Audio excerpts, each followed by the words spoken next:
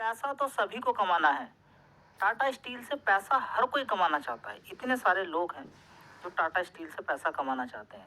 बहुत सारे लोग हैं जो उछल कूद 2 मिनट कर रहा सुन था लो इस 50 झाटू रुपए का देवता को, ticket. 2 minute soon low. And उसके बाद मैं अपना बताऊंगा और बताऊंगा कि ये लोग क्या सोचते हैं, क्यों ये लोग कभी बढ़िया इन्वेस्टमेंट कर ही नहीं सकते, ठीक है। एंड इससे सारी इन्वेस्टमेंट्स रिजॉल्व हो जाएगी कि चूतिए जनता क्या सोचती है, ठीक है। एक बार सुनना। एक बार दिया, 25 रुपए का डिविडेंड एक बार दिया। मतलब कि पूरी दुनिया परेशान है और यहाँ से हर कोई पैसा कमाना चाहता है।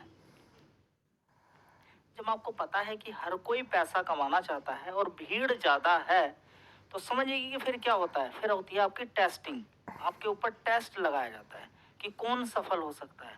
देखते हैं ना कि जब एक बड़े कमांडो की तैयारी की जाती है तो बहुत सारे लोग पीछे रह ही जाते हैं, ऐसे उनको से कंप्लीट हो ही नहीं पाता है। ब्लैक कमांडो का नाम सुना होगा जरूर आपने। तो जब उनकी लड़ाई होती है, फाइट करते हैं वे, तो उनका जो ट्रेनिंग होती है, ट्रेनिंग पीरियड बिल्कुल एक डिफरेंट तरह का होता है। लेकिन जब वो ट्रेनिंग पीरियड कंप्लीट कर लेते हैं तो उसमें से कुछ खूंखार निकलते हैं। तो ऐसे ही यहाँ पर है, जो आप लोग अगर इस ट्रेनिंग को पास कर लेते हैं। देखिए ट्रेनिंग, ये टाटा स्टील आपसे क्या बोल रहा है। टाटा स्टील बोल रहा है कि 1000 रुपए का मैं शेयर था, आज यहाँ पर आपको मिल रहा हूँ। क्यों? क्योंकि मैं स्प्लिट हूँ। लेकिन मैं अभी भी 1000 रुपए का शेयर हूँ। मैं अभी भी 1000 रुपए शेयर हूँ और मैं यहाँ पर एक ही जगह हूँ। क्यों? जब शेयर एक ही जगह रुक जाता है। तो थोड़ा बहुत इन झाटू देवता गांडू देवताओं के ज्ञान को समझने की ज़रूरत है। इनको लगता है स्टॉक 100 रुपये का है। एक्चुअल में अब हम टाटा स्टील की रियल वैल्यू चेक करेंगे कितनी है। तकरीबन 1,28,000 करोड़ जो मार्केट कैप लिखी होती है वो उसकी रियल वैल्यू होती है। सेकेंडली, ये लोग सोचते हैं कि 100 रुपये का हो गया तब दोबारा दौड़ेगा। बेटा, स्टॉक नहीं दौड़ता, उसका मार्केट कैप दौड़ता है। चलो, उसके बाद ये लोग सोचते हैं कि टाटा स्टील देगा क्योंकि टाटा का है। ओके, तो अब टाटा स्टील क्यों नहीं देगा और आने वाले 4-5 साल तक क्यों लॉक्ड रहेगा, ये मैं समझाता हूँ। पहले तो तुम उसका थोड़ा रेवेन्यू ग्रोथ वगैरह समझो।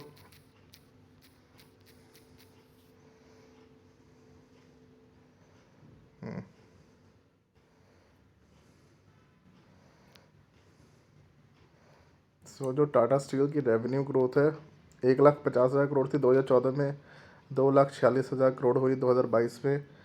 तो ओवरऑल अगर देखा जाए तो 8% से ज़्यादा की रेवेन्यू ग्रोथ नहीं है।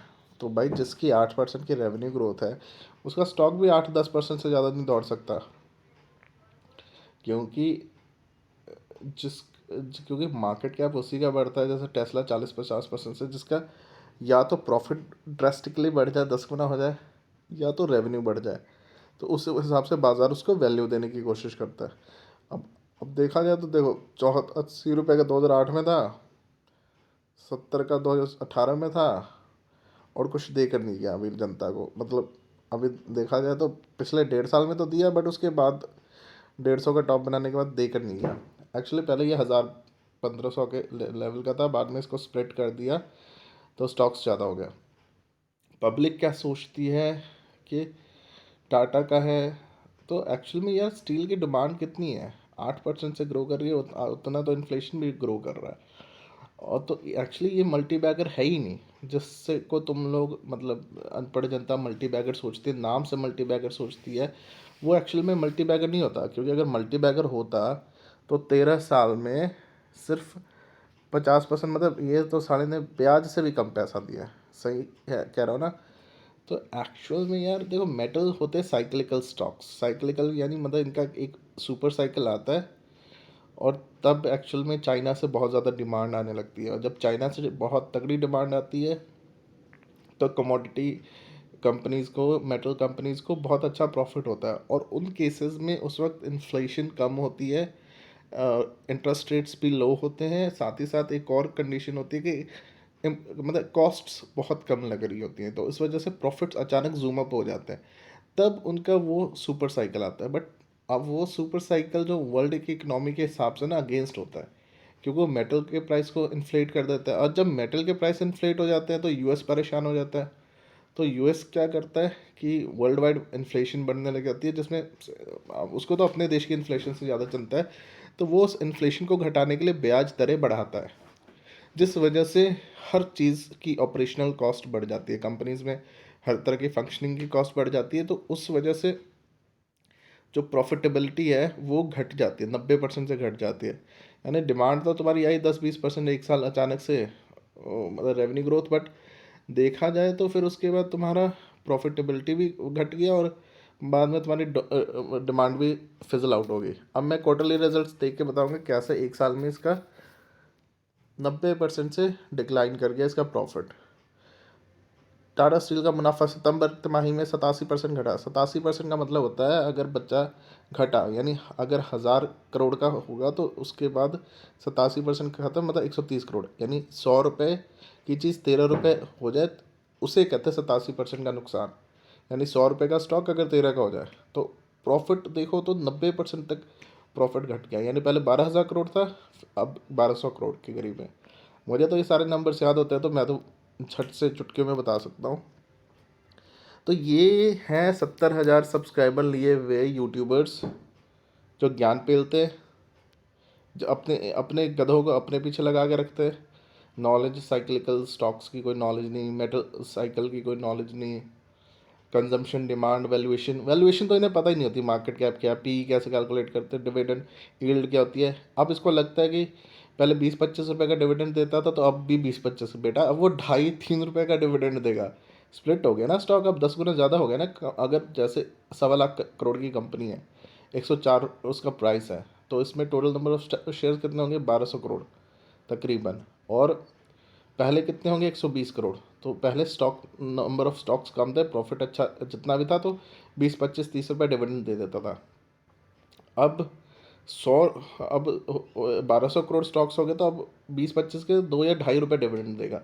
तो इन्हें ये भी नहीं पता होता देवताओं को कि अगली बार मतलब किस तरह से यील्ड निकल कर आएगा। इसीलिए डिविडेंड यील्ड कही जाती है, और वो फेस वैल्यू के हिसाब से बताते हैं कि फेस वैल्यू का 200%, तभी कहते हैं ना, अरे यार ये 200% दे रहा है डिविडेंड, और हम कहते हैं कि फेस वैल्यू, हम कहते हैं कि यार 200% दे रहा है, यानी 100 रुपये का स्टॉक है तो 200 रुपये डिविडेंड देगा। नहीं, वो फेस वैल्यू उसकी 1 या 2 या 5 होती है, 10 होती है, तो उस हिसाब से कम देता है।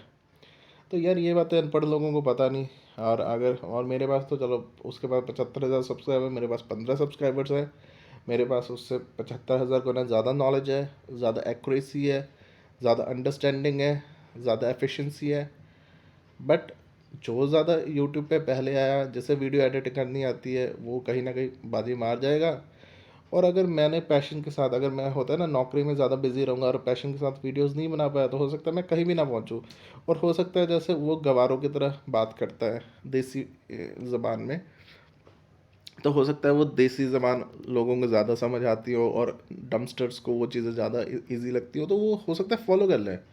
हो सकता है मैं थोड़ी इंग्लिश और टेक्निकल वर्ड्स ज़्यादा बोलूँ, तो हो सकता है मुझे फॉलो करने वाले कम हो। बट जब मैं स्टॉक टिप्स लेकर आऊँगा ना, पहले तो मेरे पास 100-200 स्टॉक टिप्स हैं जो अल्टीमेट है, जो फेल नहीं होंगी, और 5 से 10-20 साल में 10-20-50 100 150 200 1000 गुना देंगी। बट यार मैं करना ही नहीं चाहता शेयर, है ही नहीं ना पब्लिक। वैसे पब्लिक का मतलब, अगर पब्लिक का रिस्पांस मेरे लिए स्ट्रांग हो तब जाके मैं दिल से काम करूँ।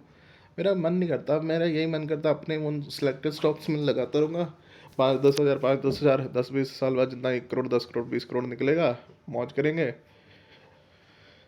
अब पब्लिक के लिए करने का मन नहीं करता यार। पब्लिक ने भी, मतलब पब्लिक अभी मेरी उस बात को समझ ही नहीं पाई जो दिल से मैं समझाता रहा। तो आई ऑलवेज फील लाइक कि कोई किसी का भला नहीं कर सकता, क्योंकि ना लोगों में इतना ज्ञान है, ना लोगों में उतनी पेशेंस है।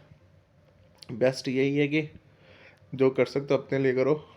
And and after understanding all the secrets of investing, I don't want to share it with many people. ऐसी सिचुएशन हो गई है। तो पर यह है कि मैं बैश तो करूँगा इन चूतियों को जो गलत ज्ञान देते हैं, जो चीज़ें रियल वे में समझा नहीं पाते, वैल्यूएशन एंड प्रॉफिटेबिलिटी एंड कैसे स्टॉक का प्राइस बढ़ता है।